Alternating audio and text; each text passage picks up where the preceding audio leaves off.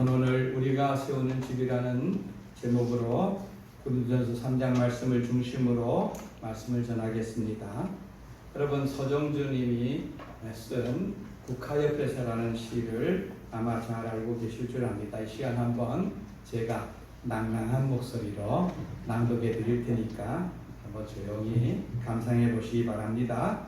한 송이 국화꽃을 피우기 위해 봄부터 소쩍 새는 그렇게 울었나 보다. 한 송이 국화꽃을 피우기 위해 천둥은 먹구름 속에서 또 그렇게 울었나 보다.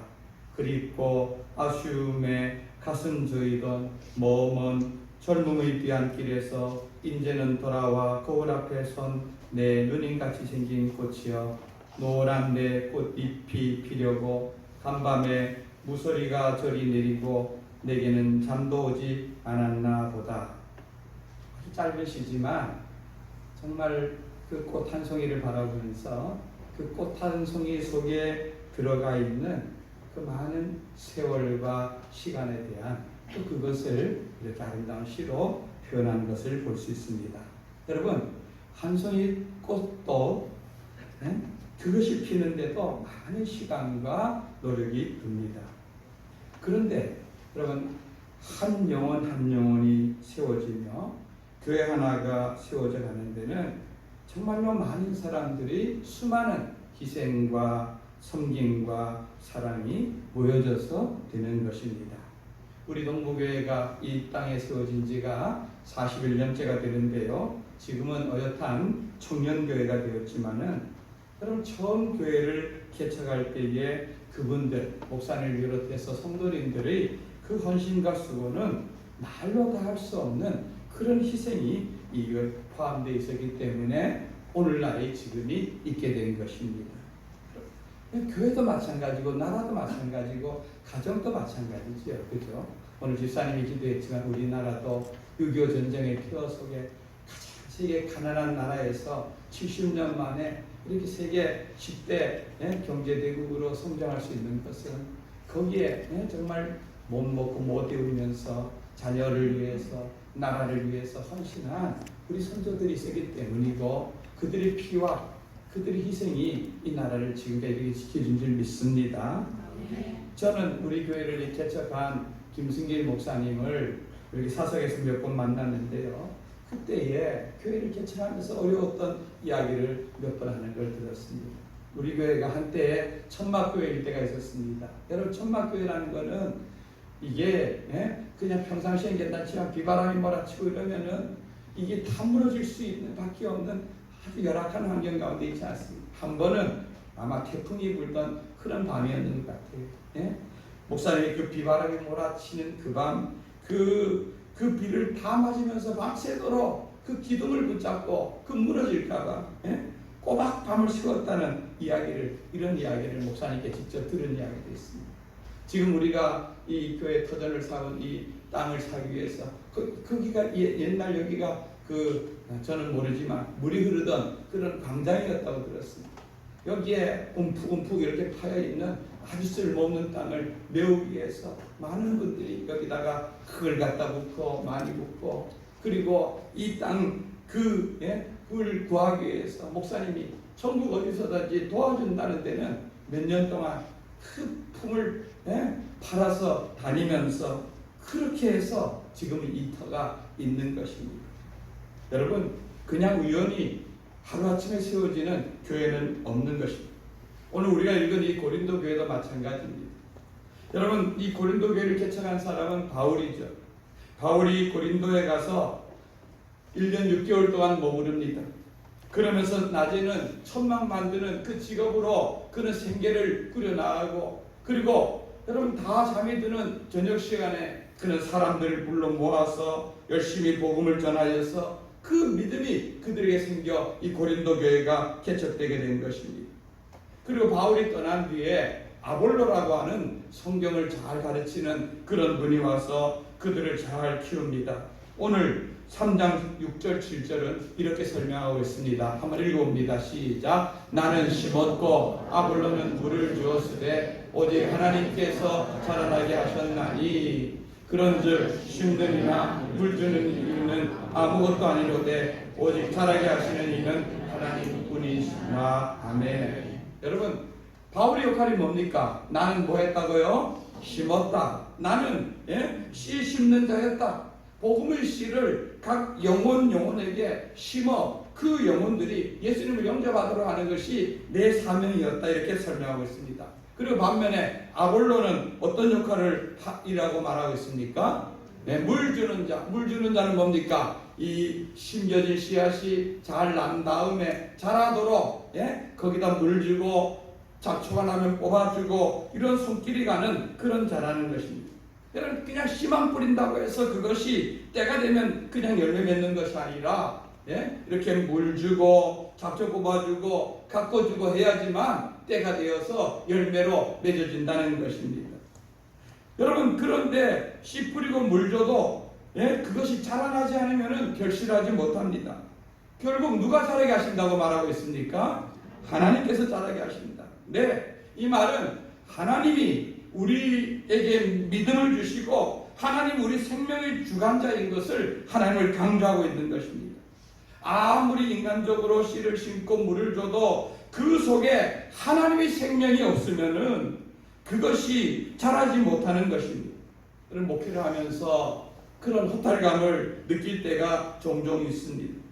오랫동안 열심히 물 주고 풀을 뽑아주고 가꾸지만 복음의 생명이 그 속에 없어서 그냥 인간적인 친함, 인간적인 사랑으로 교회에 나오다가 결국은 열매 맺지 못하고 이렇게 중간에 떨어지는 영혼들을 볼 때마다 내가 뭘 하는가 이런 생각을 할 때가 있습니다. 어쩌면 이것이 목회자의 한계요 인간의 한계인 것입니다. 결국은 하나님이 도와주시고 하나님이 생명을 주셔야지 그것이 자라고 열매 맺는 것입니다. 여러분, 그렇다고 해서 씨 뿌리거나 그 다음에 그 물을 주는 자의 수고도 아무것도 아니라 할 수 없는 것입니다. 바울은 아무것도 아니라고 말하고 있지만 그 수고 또한 인정해 줘야 됩니다. 8절과 9절 말씀에 보면은 여기 보면 심는 자와 물 주는 이는 각각 그들이 상을 받을 것이고 그들은 누구라고 말하고 있습니까? 9절에 보면은 우리는 뭐요? 하나님의 동력자다. 하나님이 하나님 나라를 이 땅에 건설하는데 하나님 혼자서 하는 것이 아니라 하나님께서 그의 사역자들을 불러서 목회자들과 성도들이 함께 힘을 모아서 교회를 세워가고 영혼을 돌아보고 그들을 세워가는 그 일에 해당되어진다는 것입니다.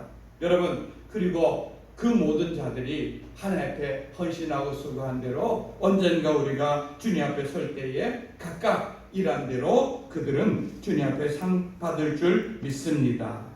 그러면서 오늘 여기 그 10절 이하에 보면은 우리 인생을 집 짓는 자로 비유하고 있습니다. 집 짓는 자.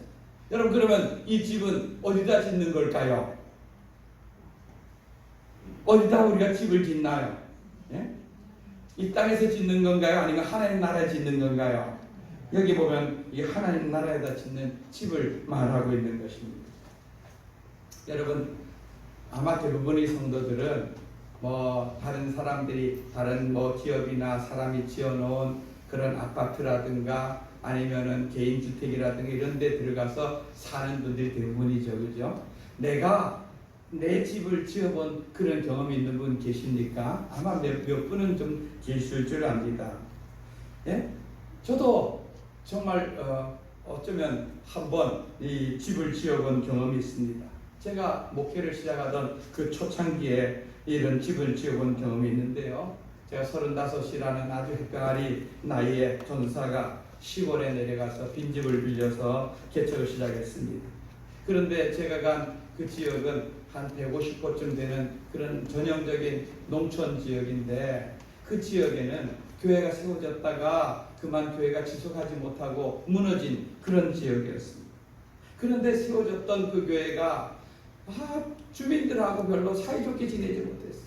그래서 막 주민들이 그 교회에다가 갔다가 분뇨를 갖다가 붓기도 하고 그리고 성부들 있죠. 이런 강대상에 다 나무로 되지 않았습니까? 성부들 이거를 밤중에 목사님 없는데 그걸 다 끄집어내서 강가에 갖다가 불을 질러 태우기도 하고 그러면서 교회가 지속됐으면 어떻게 됐는지 모르지만 그런 그 교회가 다 없어져 버리고 말았어요. 그런 뒤에 전 그것도 모르고 거기들아 교회를 세우려 하니까 마을 사람들이 저를 환영하겠습니까? 아니면은 저를 쫓아내려 하겠습니까?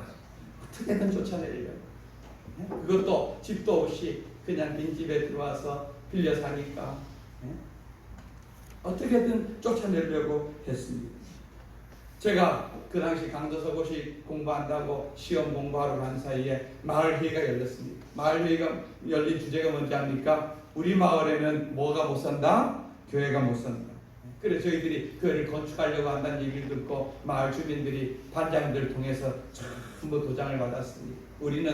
우리가 소리만 넣기만 하면은 자기들도 우리 동네는 절대로 교회가 서지 못합니다. 반대 소리를 넣으려고 준비를 다 했어요. 그 얘기를 듣고 여러분 그 마을을 복음을 전하러 갔는데 그 마을 주민들과 싸우면서 어떻게 교회를 세워갈 수가 있겠습니까? 그죠? 아무리 그들이 불법한 일을 할지라도 그러면 기다리자. 저들이 우리를 자기들이 식구로 받아들일 때 그래서 정말 열심히 섬겼습니다. 정말로 때릴 따라 의료 봉사해주고 그 다음에 미용도 해주고 머리도 해주고 영양제 놔주고 노력 봉사해주고 그들이 시골에 있어 보니까요 노인들이 1년에 몇 번씩 여행 갑니다. 10,000원씩 내갖고 여행 갑니다. 나는 1년에 한 번 여행도 못 가도 음료수 사다 드리고 대소사 나면은 거기 다 쫓아다니면서 우리 안에 열심히 가서 섬기고 봉사하고 이렇게 하면서 마을과 가까워지기 시작했습니다.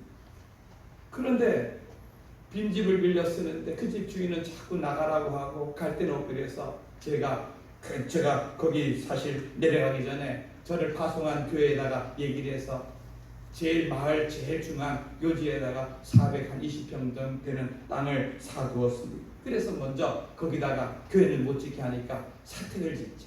그래서 사택 30평을 지어서 그 안에다가 예배실을 12평을 내어서 거기는 평일날에는 우리 사택이 되어지고 주일날에는 거기서 예배드리고 거기서 밥을 해먹고 우리 거실에서 밥을 먹고 우리 부엌이 식당이고 이렇게 하면서 예배를 드린 기억이 있습니다.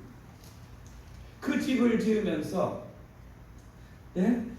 그 건물의 총책임은 건축을 조금 해본 집사님 한 분이 지시고 자기 친구 목수를 데려다가 함께 일을 맡겨서 그리고 저희 지역을 했는데 저는 그때까지 정말로 그런 험한 노동이라 그러죠. 마귀를 한 번도 해본 적이 없는 이런 목사가 제가 뭘 하겠습니까? 매일 심부름하는 일만 하죠.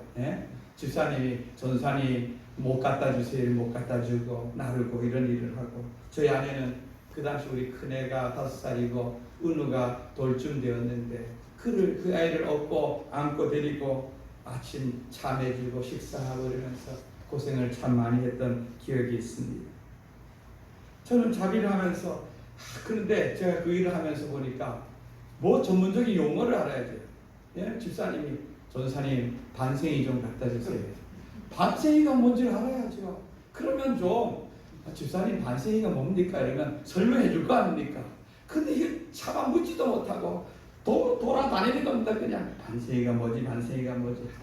그래서 집사님이 일을 시켜놓고는 전도사가 한참 있어도 반생이 안 갖고 오니 야단도 못 치고 그리고 갖고 가서 일을 하는데 저게 이렇게 구부러지는 철사 있잖아, 그죠? 그걸 반생이라고 그러더라고요.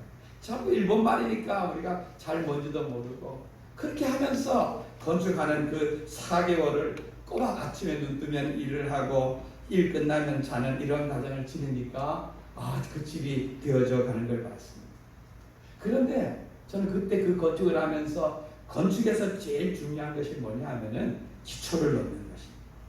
오늘 말씀에도 보면은 여기 보면은 여기 기초를 놓는 것이 중요하다는 그 말씀을 하고 있는데요.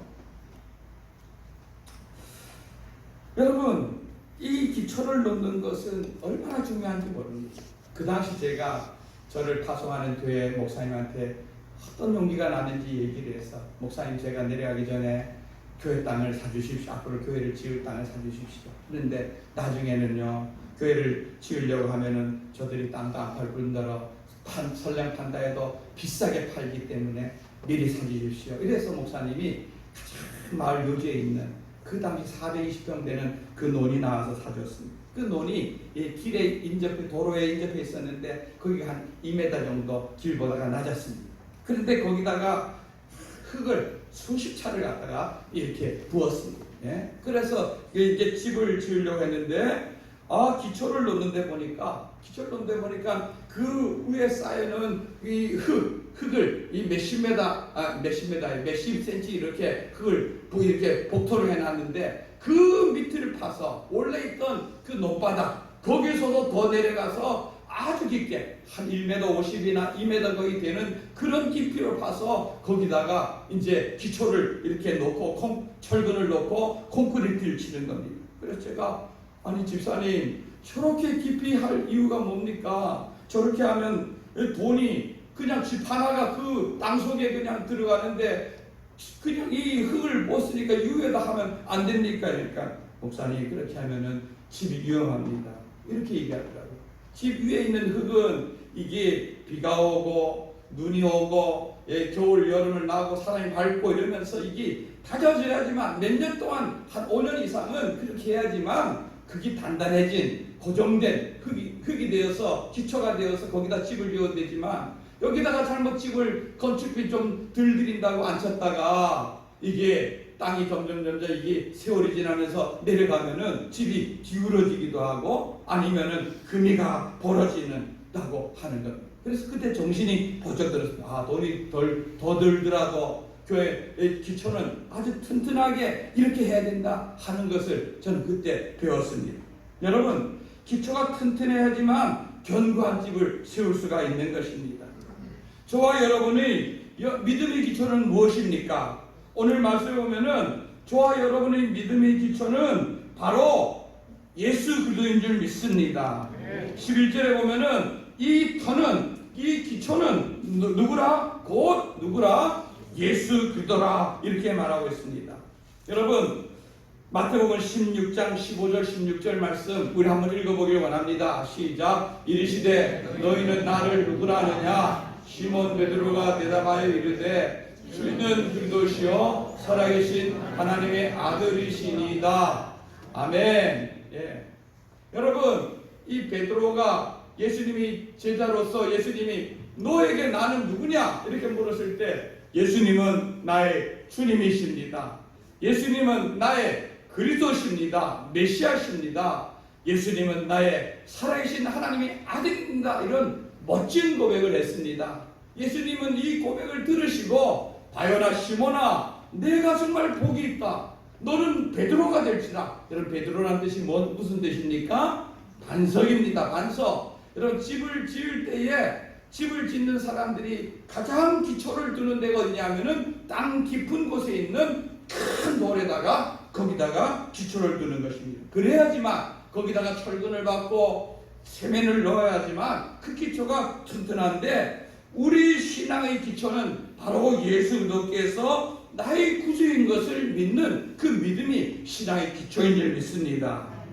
여러분 예수님을 나의 구주로 예수님을 나의 메시아로 여러분 믿습니까? 그 믿음의 터 위에 견고하게 서길 바랍니다. 그리고 그 터 위에 집을 짓는 것은 오늘 말씀에 보면은 우리 몫이라 이렇게 되어 있습니다.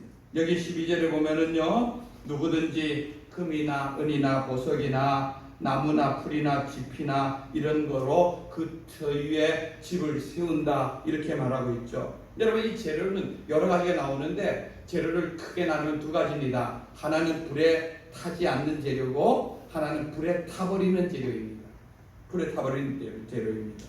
그런데 이 모든 것이 결국 어떻게 되느냐 13절 말씀을 우리 앞을 보고 읽어봅니다. 시작. 각 사람의 공적이 나타날 터인데 그 날이 공적을 밝히리니 이는 불로 나타내고 그 불이 각 사람의 공적이 어떠한 것임을 시험할 것입니다. 아멘. 여기 보면은 각 사람 우리 각각 개개인이 이 예수의 터 위에 집을 짓는데 그 사람의 공적이 나타날 날이 있다는 겁니다. 그 날이 언제라고요? 그날 공적을 밝힌다. 여러분 그 날은 언제를 가리키겠습니까?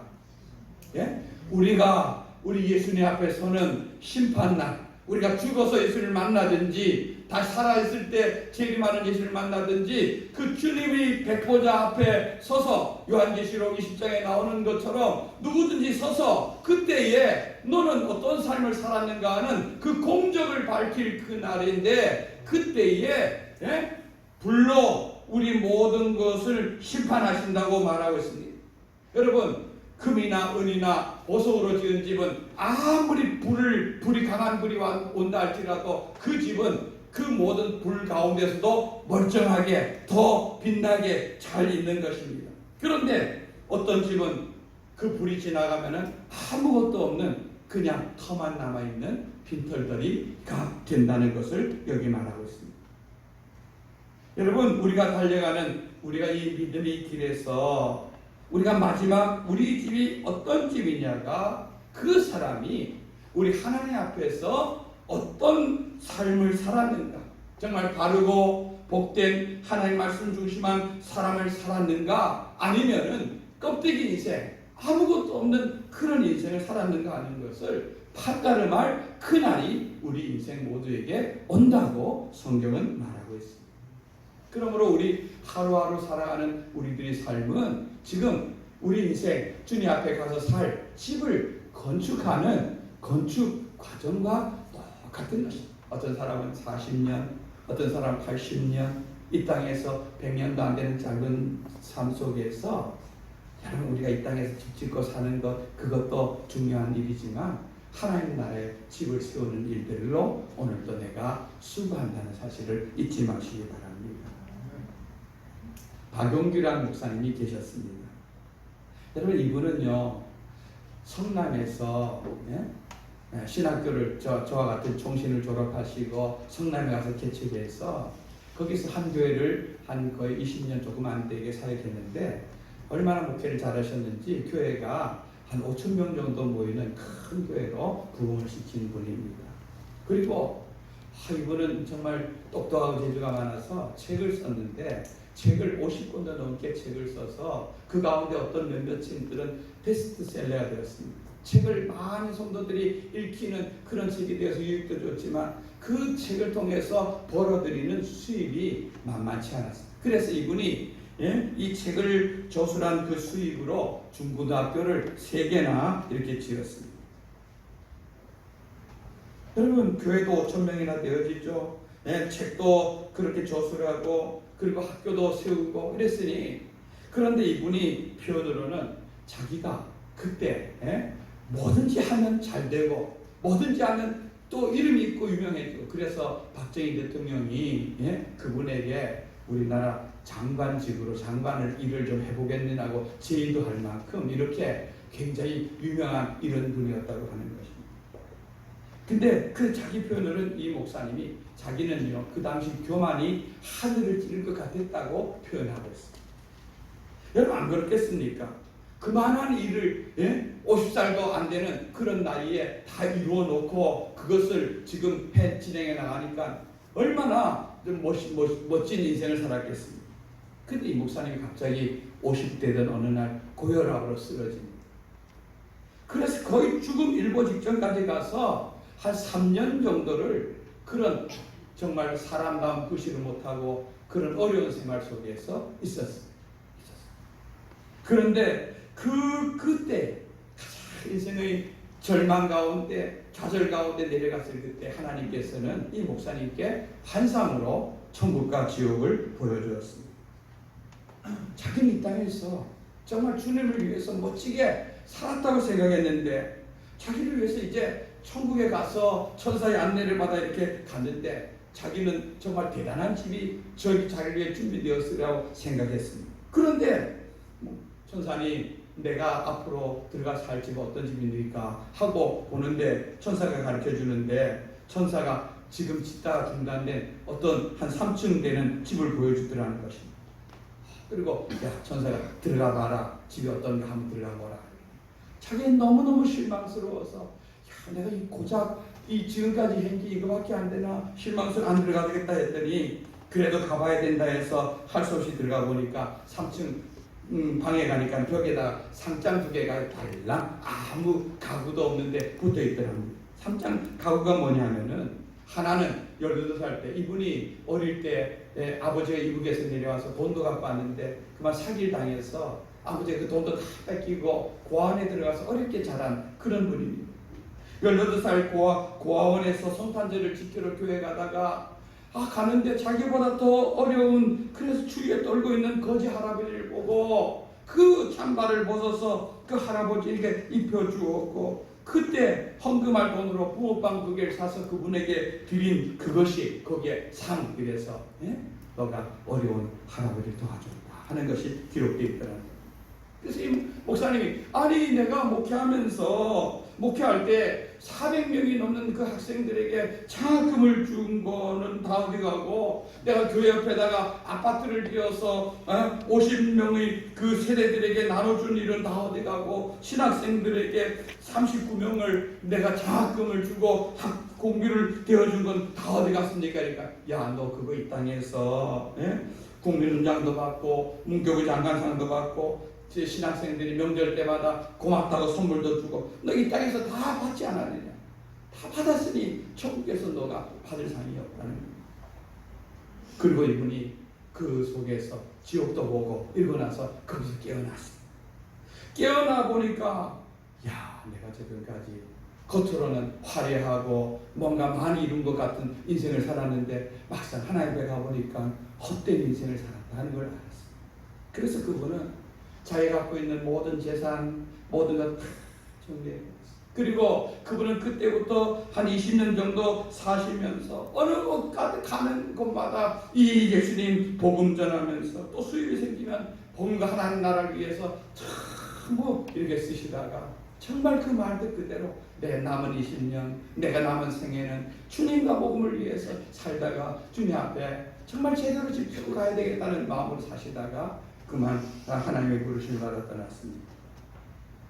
물론 이 개인이 간증을 전부 성경과 연관시킬 수는 없지만 분명한 것은 우리 인생이 하나님 앞에서 집 짓는 자라는 것입니다. 이 땅에서 좋은 집 짓고 잘 사는 것이 목적이 아니라 천국에서 주님과 함께 거할 그날을 준비하는 그 인생이 저와 여러분의 인생이라는 것을 여러분 잊지 마시기 바랍니다. 오늘 우리가 하나님 앞에서 살아가고 행하는 모든 것들이 자료가 되어지고 재료가 되어지고 재질이 된다는 것을 잊지 마시기 바랍니다. 가장 중요한 것은 나는 지금 예수 그리스도를 믿는 그 믿음의 토 위에 집을 짓고 있느냐 하는 것입니다. 내 인생의 기초요 삶의 터전인 예수 그리스도가 되는 것이 가장 중요한 문제라는 것을 기억하시고, 그리고 그 위에 오늘도 나는 집 짓는 자다.